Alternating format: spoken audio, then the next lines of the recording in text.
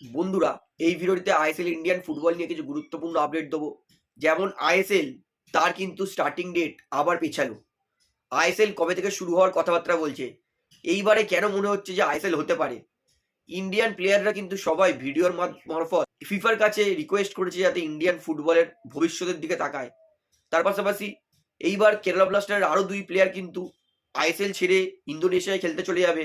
East Bengal Bengaluru FC একাধিক player কিন্তু কারা আইএসএল ছাড়ার প্ল্যান করছে, আরও কিন্তু কিছু গুরুত্বপূর্ণ আপডেট দেবো। তাই বলতেই পারে ভিডিওটা শেষ পর্যন্ত দেখবেন এবং যারা চ্যানেল নতুন সকলকে একটা অনুরোধ করে রাখবো, যেহেতু এইখানে আপনারা খেলার সমস্ত রকম আপডেটস পেয়ে যাবেন, তারা অবশ্যই পাবলিক ভিউ কলকাতা এই চ্যানেলটিকে সাবস্ক্রাইব করে বেল আইকন প্রেস করে অল করে রাখবেন। তাহলে বন্ধুরা, সবার প্রথমে বলি কি দুরবস্থা আমাদের অল ইন্ডিয়া ফুটবল ফেডারেশনের। ইন্ডিয়ার সিনিয়র প্লেয়ার এমনকি কিছু ফরেন প্লেয়ারদের মিলে একটা ভিডিও রিকোয়েস্ট করতে হচ্ছে ফিফাকে। এই দিনও দেখার ছিল যে আমাদের সিনিয়র প্লেয়াররা বাধ্য হয়ে ভিডিও করে ফিফার কাছে পাঠাবে, যাতে ফিফা ভারতীয় ফুটবলটাকে অন্তত সচল করে। অর্থাৎ 140 কোটির দেশে কারোর ফুটবলে ইনভেস্ট করার কোনো ইচ্ছা নেই। আর যারা ফেডারেশনে বসে আছে তারা এতদিন ধরে কি করেছে, ফুটবলে কোনো টাকা পয়সা জমায়নি কিনা সেটাও সত্যিকারের অবাস্তব ব্যাপার। বাধ্য হয়ে কিন্তু আমাদের ইন্ডিয়ার সিনিয়র প্লেয়াররা ফিফার কাছে ভিডিও রিকোয়েস্ট পাঠিয়েছিল। তার ফলে কিন্তু এইবার এআইএফ এর ঘুম ভেঙেছে। এআইএফএফ তাদের 3টে কমিটি মেম্বার নিয়ে একটা ফাইনাল রিপোর্ট দিয়েছে আইএসএল ক্লাবগুলোকে।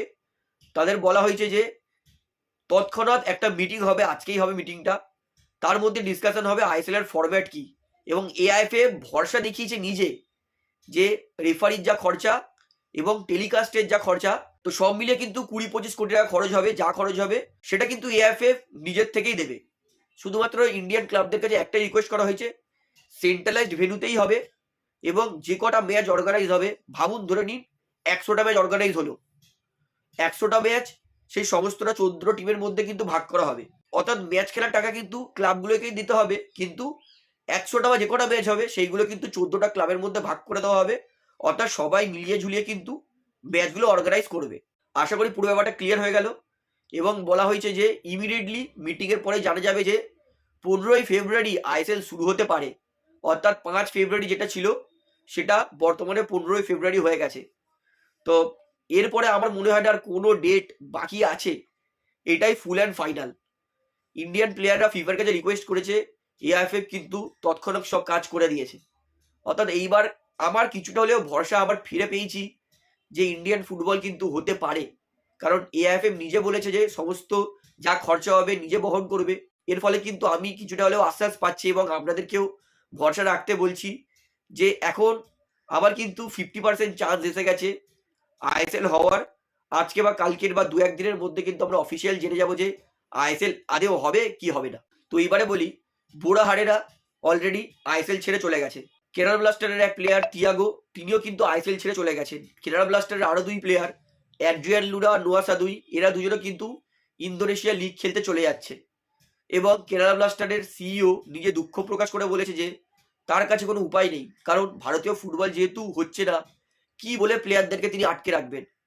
অর্থাৎ কেরালার কিন্তু একাধিক বিদেশি প্লেয়াররা এই মুহূর্তে আইএসএল ছেড়ে চলে যাচ্ছে ইন্দোনেশিয়ায় ফুটবল খেলতে। তো আজকের যদি মিটিংটা হয়, তারপরে যদি সত্যিকারের কোনো সুবিধা পাওয়া যায়, সত্যিকারের আইএসএল হবে এর কনফার্মেশন পাওয়া যায়, তাহলে কিন্তু east Bengal, Bengaluru FC, north east, তাদেরও যে সমস্ত বিদেশি চলে যাওয়ার কথাবার্তা চলছে বা তারা অন্যান্য লিগের সঙ্গে তাদের এজেন্ট কথাবার্তা বলছে, সেটা কিন্তু বন্ধ হয়ে যেতে পারে। তো আজকের যদি ফাইনালি আপডেটটা পাই সত্যি খুশি হব। কারণ আইএসএল হোক, ভারতীয় ফুটবল হোক, সমস্ত ফুটবল প্লেয়াররা মাঠে ফিরুক, ইন্ডিয়ান ফুটবল আবার বাঁচুক, সেটাই আমি চাই। তো অবশ্যই কিন্তু এই গুরুত্বপূর্ণ ভিডিওটা সবাইকে শেয়ার করে জানাবেন। তো আপনার কি মনে হয়, এইবারে কি আইএসএল হওয়া নিয়ে এআইএফএফ সত্যি কথা বলেছে, না এইবারেও শুধুমাত্র ওই ফেক গল্প গোছানোর কথাবার্তাই বলছে, সেটা আমাকে অবশ্যই কমেন্টে জানাবেন।